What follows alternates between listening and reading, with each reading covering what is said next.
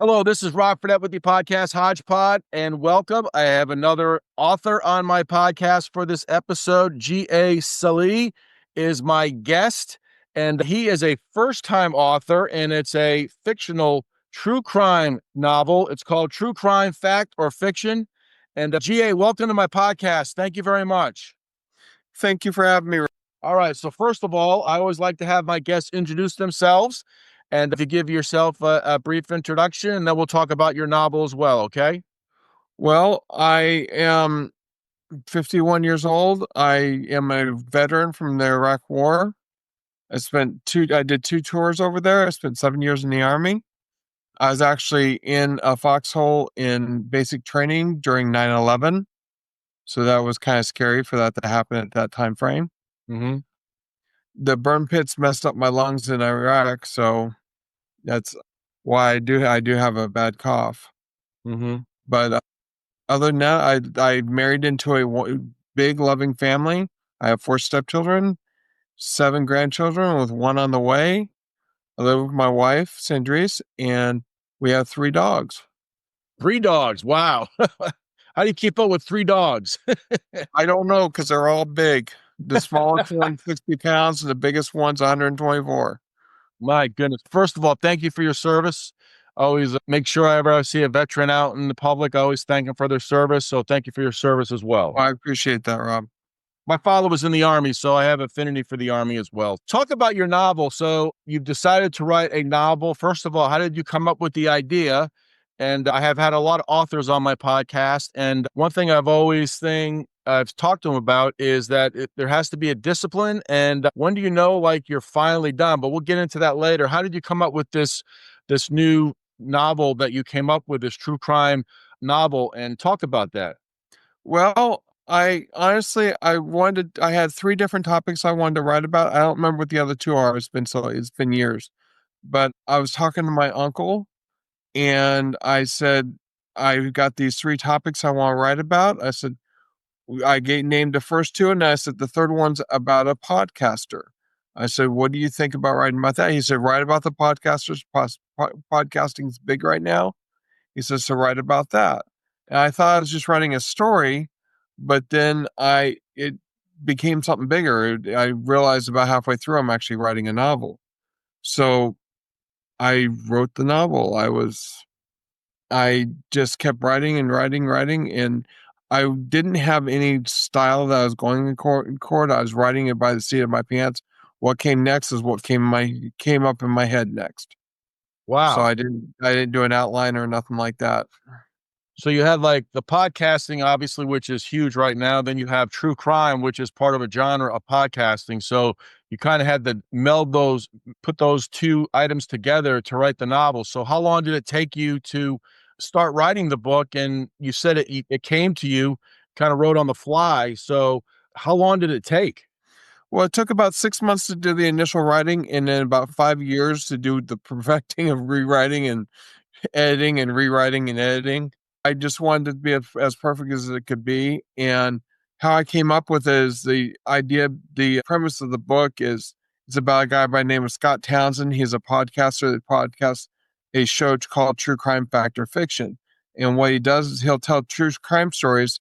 On top of some weeks, he'll make up a story. And he lets his readers decide, is this story fact or fiction? That's where the fact or fiction comes in. Interesting. So is it something where the Scott gets intertwined in the thriller without giving too much away? Yeah, he tells the story of a cold case that he divulges some information that the police didn't divulge before, and now the killer's after him. He's made too many connections, and the killer's coming after him now. And it's a story about how he's basically dodging bullets and stuff like that, trying to solve the case, and puts his friends in danger and things like that, and in the end works with the police. That's interesting. So Scott Townsend is the main character. There's also Detective Adelina. So who's Detective Adelina? Is she kind of working with Scott? Yeah, Detective Adelina Alvarez is the detective that was in charge of the cold case they told about. And then in which case, because that was tied to the killer coming after him, he ends up working with her. His case becomes her case. And then later on in the book, he becomes her partner. Interesting. This could be a movie someday. That's my hope. Well, I'll tell you what, that's a good angle. You see movies where people are unassuming and get involved you'll see a movie where somebody starts at the movie and then at the end of the movie, the whole movie is conspired. They're in this twist of unbelievable action. At the end of the movie, they end up solving something or getting out of a situation. So I think that would be a great movie. I think that would be a good twist that you could get. So you have the two characters, Scott and Detective. So obviously podcasting with true crime did you have to do any research? I know with maybe how you listen to podcasts, true crime podcasts, did you have to do any research with true crime at all? I've watched true crime myself as a for entertainment, which this actually dives into the idea of, is it really entertainment, or are we seeking justice, and is justice too much to tell the story? Mm-hmm. Is it costing too much of the people who are the victims? And I started a conversation by on whether true crime should be actually a entertainment, or should be seeking justice, or should we be telling the stories at all? Are we hurting too many people, make them relive it, make them relive the damage, putting other people in danger if it's a cold case? And the sensationalization of killers themselves. Whereas, like, for example, the case of the Night Stalker back in the 80s didn't become part of the victims. It was more about him, the killer, Richard Ramirez. Yeah. Interesting. So, I've had people on my podcast before, and I've always said the victims are always left out no matter what. They're always left out of, they get a little sidebar. It's all about the sensationalization, like you had just mentioned. Basically, with true crime, this novel, did you get any inspirations from anybody, or is this something that, like you said earlier, you just thought about doing? it was, I didn't really get any inspirations from anybody other than my uncle telling me to write about it. I don't know any podcasters myself. I just listened to a few and got an idea behind it. And the podcast is part of the story, but it's not the main focus of the story. The Mm-hmm. main focus is Scott Townsend running for his life. Does any point in the book does he talk about the being chased by the killer during his podcast? If you don't want I to don't it up, actually. He gets attacked at one point during a podcast itself. so let's talk about also how long it took you to write. You said it took about 6 months to really write and then 5 years to perfect it. What was like one of some of the challenges that you had while you were getting the final product of the book? And the book is out for release upcoming in a couple of weeks, right? Yeah, it comes out October 1st. The challenges for me personally was, I'm not a big English person. I took 4 years of English in high school and I got C's. So getting the grammar right and stuff like that was a challenge for me. So I used spell check and all that stuff, but then I used an editor, and I went further and did more table reads and stuff like that to make sure the book was perfect. So when did you have a discipline where you wrote the book? Because I always ask my authors, was there a discipline, or did you have to find time, or once you started writing, you just want to keep going until you couldn't think of any more until the next time? I would write so many pages a day was my goal. Sometimes I would write 50 pages, but other times I'd write 4. My idea behind the process of writing, because I've written other books after this one that I'm still going through the editing process and stuff. So I got more books coming out, but my process is work on the book every day, whether it's in your head plotting out the story, whether it's outlining on my whiteboard, whether it's actually writing the chapters. So Work you, on the books, work on my books sometime during the day, every day. so you actually have a whiteboard that you use? Yes, I do. Really? Because I talked to author a while back, and she had post-it notes. She had post-it notes up on the wall. That's so everybody's got their method. Wow. Yeah, I picked up the whiteboard during my last book. that idea that you had, you probably thought of something in the middle of the night, or when you woke up in the morning, did you have to go write it on the board? Yeah, I do that at times. I have actually woken up in the early morning, like 6 a.m., and said, "That's my next chapter." I dreamed the entire chapters in my sleep, and I ran downstairs at 6 a.m. and typed it out. Wow, that's awesome. So when the book So comes out what October 1st, who's the publisher? I'm doing a self-publishing on this one. Okay. So I've had trouble finding publishers or people in this industry that I trust. So finally I decided I trust nobody else more than me. So I'm doing it myself. I found a few people that helped me along the way with marketing and stuff, and I think it's going to work out better this way. Well, good. That's awesome. So, what do you hope readers take away from the novel as when it comes out October 1st and they want to start reading about it? This is a good blend, podcasting and true crime. I want them to think about if they are in efficient, if they do watch true crime, are they watching it for the right reasons? Are they watching it to educate themselves, or are they saying, "Ooh, somebody else died. I need to see that." Mm-hmm. I want to see people actually grow a heart and actually look at it for what it is. It's you're watching somebody else's pain on the TV screen or on the computer screen or listening to it. And I want them to really put the victim in their forefront of their mind rather than the killer. Is there anything about fact or fiction, the book ending, that'll invite readers to think differently about true crime? I know you just mentioned something. Is there something hopefully down the road, because we see things on the news every day, crime and things of that nature, and you see victims on TV, so we get it every day. That old saying in TV, if it bleeds it leads. So unfortunately that's what we watch. So talk about that if you would. Well, I don't want to give away the ending of the book. So, Sure. Well, we um, yes. but it's basically at one point in the book, Scott questions his motives behind doing the true crime podcast. Is he's saying, am I really doing it for the victims, or am I doing it just to get myself famous? Hmm. And he questions that and has a has an episode of morality. Am I doing the right thing?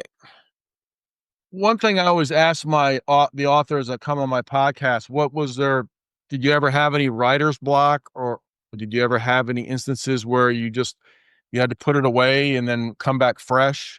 Because I'm sure you have to have a discipline too to write the book. Did you have any times where you couldn't think of anything, or did it come pretty much because you said you were writing, writing, and writing? Yeah, there were times I would sit there and stare at the blank page for a few minutes to a few hours. And all I would do, honestly, when I was writing this book, my dog Jake, he's the 124-pound one, would lay on the couch next to me with his head on my lap, and sometimes actually on my lap, and I'd type on the computer on his back. But I just get him for a little bit and think about it, and maybe take my mind off it, watch a little TV or something, and then the next scene would come to me. What challenge? Found Go ahead. I'm sorry. That's all right. I found basically taking my mind off of it for a few minutes would help me with the thought process of getting to my next scene. And then when you were writing the book, also I'm also fascinated, like with authors, when do they know that chapter's done to start the next chapter? Did you know like when that chapter was done and then you'd move on to the next one? A lot of times I would write a few chapters on one day, and then I would skip ahead, like it might be the next day or it might be a few weeks down the line. But in this book, that's how I marked it. Is at the end of the day, or at the middle of the day, I would stop the chapter and start the next chapter where they're trying to accomplish something new. I tried to make it to where there's something happening in every chapter, and it wasn't just a mundane day in the chapter in chapter in the book, to where there's actually some sort of action sequence. They did something, they discovered something, something happened in every chapter as I went through the book. Talk about also the challenges the characters face, such as being followed and receiving threats. What was that? How did you go about doing that when you were writing the book? Well, I'd sit there and I would think about what was going on during that chapter or whatever, or what happened during that day. And I'd be like, I'd try to put my mind in the mind of the killer and be like, now's the time when I would threaten them, try to get them to stop looking into the case. So I'd put down a threat at that point. Or another time, there was an attempt on his life, and how I came up with that idea was he was taking a motorcycle ride, and I thought, you know what, this would be a good time to try and take him out. Huh. So I try to put my mind in that frame of mind of a killer. I swear my wife gets afraid of me sometimes when I think this way, because I think of new ways to kill people and new ways to torture people. Like that. Well, as you were saying that, I was just thinking about that'd be a great scene in a movie. Him riding his motorcycle, and then that'd be a great action scene when he gets away. But that I was just going in my mind as you were saying that. So I think this would be a very good movie. I mean, I think the the plot and the twist is pretty good because the podcaster Scott, he's just doing his podcast, and then all of a sudden he's involved by the guy he's doing the cold case, which is pretty interesting. What other facets did you have when you were writing the book that you have any challenges, and have you also seen the final copy of the book? I have not seen the final copy of the book just yet. That should hopefully happen in the next week or so before it actually comes out. I will see it before it comes out. So, But what was the other part you asked? no, just the part of when with the book is the book as you receive it. Any other challenges that you had that you when you were writing the book? Yeah, I actually this is actually honestly my third time getting it formatted, because the first time I realized I when they formatted it and they gave it to me, I checked it and there's some problems with the editing that I didn't catch before. Then the second time I did it again, same thing. Now the third time it's finally right. So make mistakes, when would make a mistake, I try to correct it. So that's kind of pushed back the getting it formatted. So talk about your time in the army. Did you pull any experiences from the army to write when you wrote this novel? I know it's not true crime, but did you think of any people that you came across in your prior life in the military? My time in the military, it gave me the idea of what would be. I honestly, this is hard to talk about. I had an explosion next to my truck when I was driving to Balad. Hmm. I was in the front passenger seat and it rocked the truck. And there's an explosion in the book. So it gave me an idea of what I could tell that Scott's experiencing, because I've been through it myself. Wow, that's unbelievable. We'll move on from that. You're the October 1st is the release date, so obviously you're excited about it, and it's self-published. What challenges did you find with that? Were there challenges with that, or you had people helping you, guiding you through that? What was that like? I made some friends on LinkedIn, and honestly, I tried to do a book cover myself, and it didn't work out. All right. And I contacted the book cover designer. He's actually from Nigeria. He lives in Nigeria, and him and I talked a little bit. With the time difference, it was kind of hard, but we talked a little bit difference. And then he put me on to a place that he works remote from, that's located in California. And the owner of that is Portia Mystique Steele, and she's been amazing. She's helped me get a book cover done, get the formatting done. She's given me all kinds of good advice. She's a world-renowned book coach. Wow. So, and she's given me all kinds of advice, helped me point me in the right direction to get the marketing that I needed and stuff like that. So it was a challenge to find her, but once I found her, I've been very happy with how things are going. Yeah, so you've done a lot of the groundwork, or they call it grunt work. You've done the heavy lifting early on, so maybe after this book is published and gets success, you may be able to get a publisher. Is that the goal at some point? I don't know yet. I want to see how this book does, because honestly, unknown authors, when they get a publisher, they don't get much backing with publicity or marketing. You end up doing it yourself anyways, and you're giving up most of your royalties. Wow. Jeez. I didn't So realize because that. they don't know that you're going to be successful, they don't want to throw a bunch of money behind it. Hmm. And what I talked to one author at the Atlanta Book Conference last year. She published like 4 or 5 books, self-published, and once she had a following, then a publisher would talk to her and gave her a publishing deal. Got it. So you actually went to a conference and did you talk to authors, because that seems like that you were able to get a feel for what was upcoming. Did they give some good advice? Yes, I've talked to several authors because they had at the Atlanta Writers Conference, they do a mixer on the Friday night because it's spread through Friday and Saturday. They do a mixture on Friday and Saturday night, and they do a icebreaker where they do a bingo, like get a signature from somebody who has 3 or 4 children. Just get a signature from somebody who has an unusual job. Like last year when I went, this year I'm only going to try and sell my book, but last year I went for the whole thing, and I had somebody sign my signature that was the stunt woman on Night Agent. And they come from all over, from Puerto Rico, New York, everywhere, all over the country to be at this conference. Well, that's a good way, great way to network. That's awesome that you've probably built up a nice network starting out. So when your book is more successful, then your name will be out there. So I guess is it more like getting credibility with what you're doing? It could be in any facet what we do, but was it getting credibility, you think?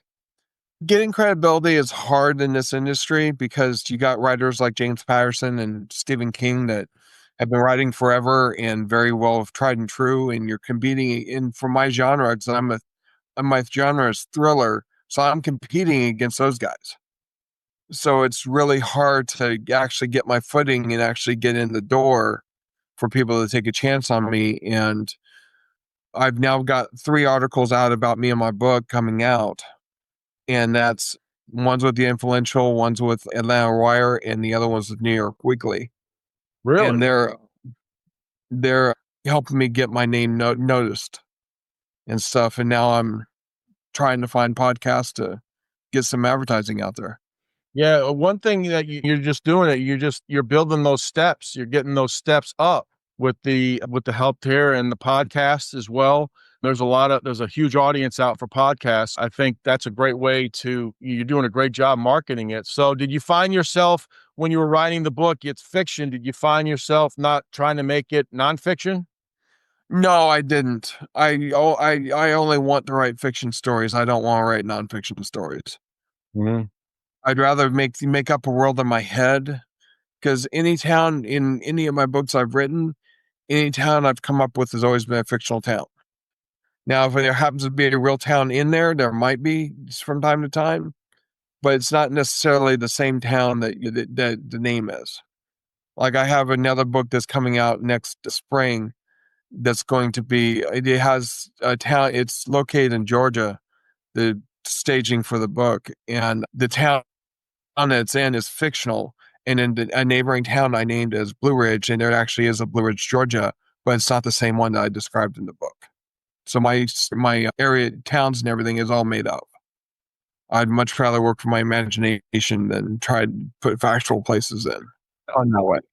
Yeah, that way you're not tied to an area. So what else about the character Scott that you would like to talk about in the book? He's a podcaster. He's caught up in this cold case. What other facets about Scott should the reader be looking for? He lost his parents in college. So in a car accident, he lost his parents and his little sister in college.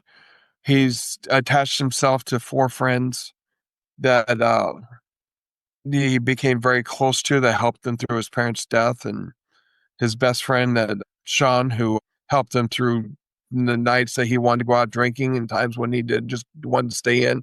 His best friend Sean was with him the whole time, no matter what. And so he has a complicated story, and there's a love triangle that's involved in the book. I don't want to go into it because it'll be more fun to read about it. You want to give it away. You don't want to give it away. What was it like with the folks at the editing? How long was that frustrating, or was it challenging, or were you surprised how well it went? Well, it went really well, but then later I found out why it went really well because he didn't completely do his job. Like the first time I got a format, I found a spot in there where there was a sentence fragment, and it wasn't even the first half of the sentence; it was the second half of the sentence. So So yeah, that's why I had to do the table reads and stuff like that to find all the problems. Huh. What's a table read? It's when you get people to sit around and read the characters of your book. Yeah, you actually assign a character for each person, and they read. One person might read more than one character that happens in different parts of the book, but they read through the book out loud, so you can sit there and catch all the mistakes because you can hear it in speech a lot easier. One thing I've found is that when you're reading it on paper, is when it's missing and when a sentence is missing a word or it's got a different word that it should be, you don't catch it. Your mind actually puts that word in there or changes the word around Wow. and stuff like that. But when you read it out loud, you're more apt to hear what the problem is and be able to correct it. Like if you're reading it, it's like a false sense of security. You're reading, you think that word's there versus reading it, you hear like there's a word, maybe a word missing. I never heard of that before. It's unbelievable. Yeah. So, and I found a lot of mistakes doing it that way. Is that done regularly for all books, you think? Or is that just I don't think it's done for all books. I did for my book off of Portia recommended me do it. that's great advice right there. You caught it and the editor didn't catch it. That's quite Yeah. simple. And one thing, my stepmother was part of the table read, and she has this knack for changing words that she doesn't think is right in her head. So she reads the word it should be. And while I'm reading along, I'm like, hey, wait a minute, that sounds better. Let me rewrite this. Wow. So she was instrumental in that and helped me out with that. That's an extra set of eyes. Sometimes we see the same thing over and over again.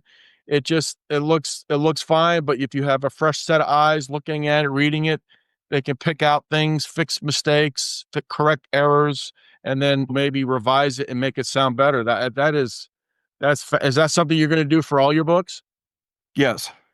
Interesting. I'm, And you I'm going to keep doing that to make sure it's done right. and hopefully you'll find another better editor. Let's say we just Yes, I'm going to try something new next time.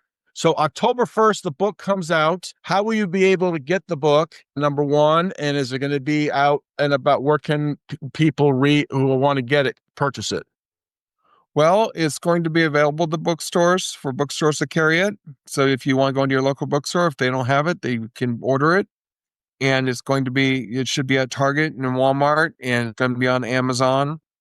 Target, Walmart, Amazon. Okay, so Amazon's easy, but Target and Walmart, maybe Barnes and Noble too.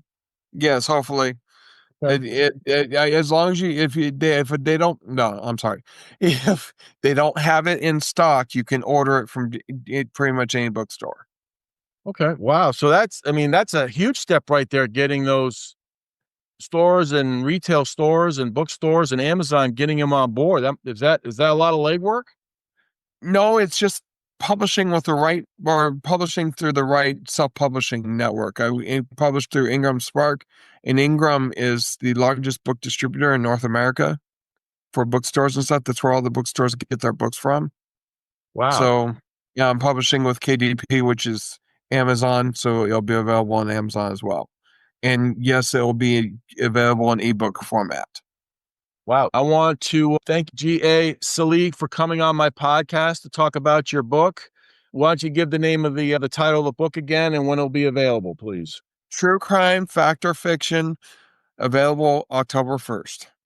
Well, this has been fascinating. So if you like true crime and if this is going to be a fictional thriller to read, I think it'll be very good for you to read. G.A., thank you very much for joining me.